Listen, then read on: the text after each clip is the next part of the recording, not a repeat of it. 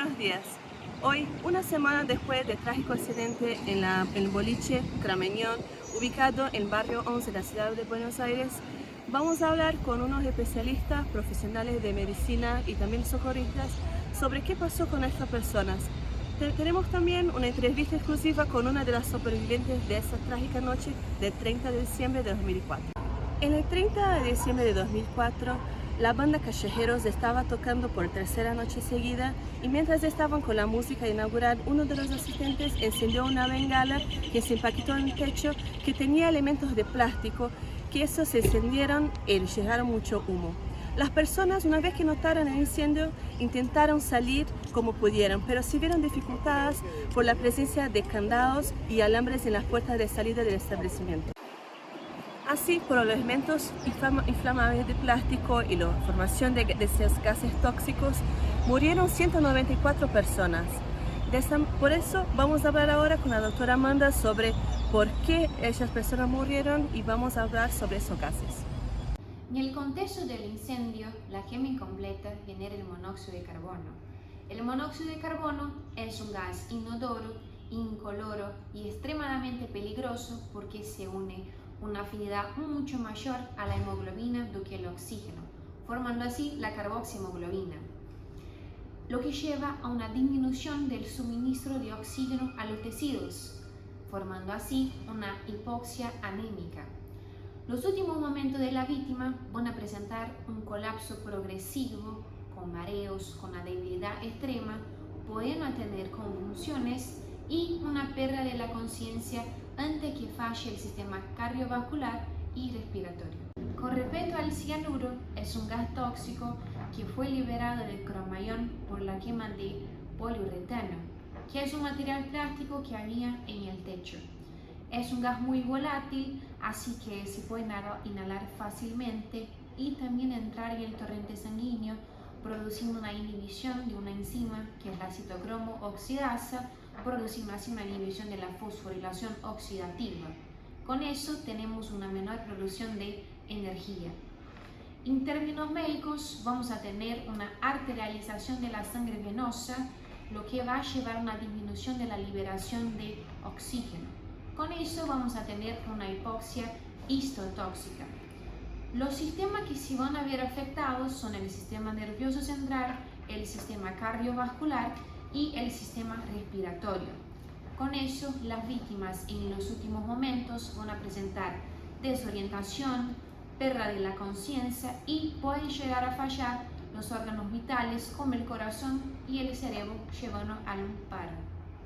Entonces tuvimos 194 muertes y 1.472 heridos. Dentro de esos tenemos acá una de las supervivientes, Valentina. Cuéntanos cómo fue esa noche tan terrible y qué pasó, cómo hiciste para sobrevivir. Bueno, muchas gracias por la oportunidad de aparecer en su programa, soy muy fan. Yo jamás voy a olvidar esa noche. Yo recuerdo que todo se empezó a llenar de humo y no podía entrar el aire a los pulmones y ya me empezó a dar mucho dolor de cabeza, la visión se me puso borrosa y mi instinto fue como agacharme al piso y me cubrí la nariz y la boca con mi ropa y fui agachada tratando de gatear hacia lo que yo pensaba que era la salida, pero había tanta gente que en verdad no podía ver bien a dónde estaba yendo. Y no recuerdo mucho más porque perdí la conciencia. Por suerte, un socorrista me vio y me sacó a tiempo. Y ahí los doctores me pusieron oxígeno, pero yo no estaba respondiendo muy bien. Así que me trasladaron a un centro de alta complejidad, donde entré en una cámara hiperbárica. Y por suerte, hoy no tengo secuelas, que lamentablemente no fue el caso de todos. Así que estoy muy agradecida. En el local contaban con personas contratadas para primeros auxilios, pero no estaban capacitadas para el evento que ocurrió. Estamos acá con la doctora Annelisa, que es socorrista del SAME y que nos va a contar un poco de qué ellos hicieron cuando llegaron en el local. Así que llegamos en el local, la primera cosa que hicimos fue aislar toda la escena, para siempre pensando ya en evitar nuevas víctimas. Luego después empezamos a sacar los pacientes que estaban ahí en boliche y todo para dejar lejos de la fuente de exposición. Cuando sacamos los pacientes, empezamos a dividir los pacientes como hacer para dejar mejor cuál paciente estaba estable, cuál paciente estaba más crítico, vimos si el paciente tenía quemaduras, más o menos cuánto había inhalado de humo, todo eso para quedar más fácil hacer el traslado. Nosotros en el trauma nosotros socorristas tenemos un ABCD que siempre hacemos ahí en el lugar para tener una idea más o menos de cómo vamos a seguir con cada paciente. Primero vemos si el paciente tiene una vía aérea permeable, después vemos si el paciente está respirando, si tiene un compromiso circulatorio, todo eso para saber cómo va a ser el manejo del paciente. Después que hicimos eso, ahí sí trasladamos al paciente, lo damos oxígeno si es necesario y ahí sí llegamos en el hospital. Y doctora, ¿cuáles son los procedimientos que se hacen una vez que el paciente llega al hospital? Así que hacemos el traslado de los pacientes, la primera cosa que vamos a hacer van a ser los estudios de sangre para ver cómo están los gases ahí y toda esa parte. También es muy importante ver cuál paciente va a necesitar de una terapia normobárica y cuál va a necesitar de una cámara hiperbárica, como por ejemplo pacientes embarazadas, pacientes que tuvieron un antecedente de pérdida de la conciencia, que tienen algún trastorno cardiológico, todo eso vamos a ver ya ahí en ese momento porque ya es muy importante tener la indicación correcta de cuál va a ser el manejo con oxígeno. También hacemos placa de tórax para ver si fue un gran compromiso pulmonar, cómo fue toda esa parte también. Y también escuchamos que hubieron pacientes intoxicados por cianuro. ¿Cómo ustedes hacen con esos pacientes? Sí, la verdad que hicimos el diagnóstico de esos pacientes cuando hicimos los estudios de sangre y diagnosticamos que tenía un nivel elevado de cianuro en sangre. Entonces, en esos casos específicos ya hacemos el tratamiento con un antídoto específico, que sería la hidroxicobalamina directamente.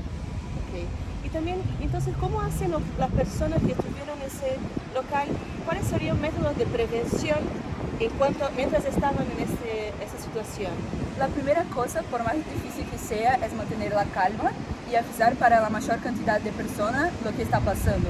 Si es posible, vamos a llamar a la emergencia para ahí sí tener una orientación mejor a respecto del lugar que están las personas.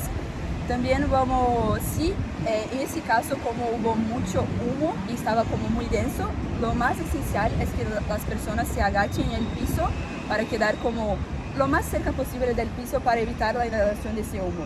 Después, así que posible, no hacer el uso de ascensor, siempre elegir las escaleras y salir del lugar así que posible. Siempre recordar de cerrar las puertas para evitar que siga el fuego, siga el humo, todo eso. Y cuando esté afuera, intentar esperar con mucha calma la ayuda a llegar y toda esa parte. Bien, muchas gracias. Ahora, todos buscamos un culpable. Podrían ser culpa de la banda, del asistente, del uso de bengalas, podría ser una culpa del establecimiento o podría ser culpa de los primeros auxilios contratados. Eso tenemos que esperar las investigaciones. El importante es saber cuál es la culpa para evitar que eso pase de nuevo.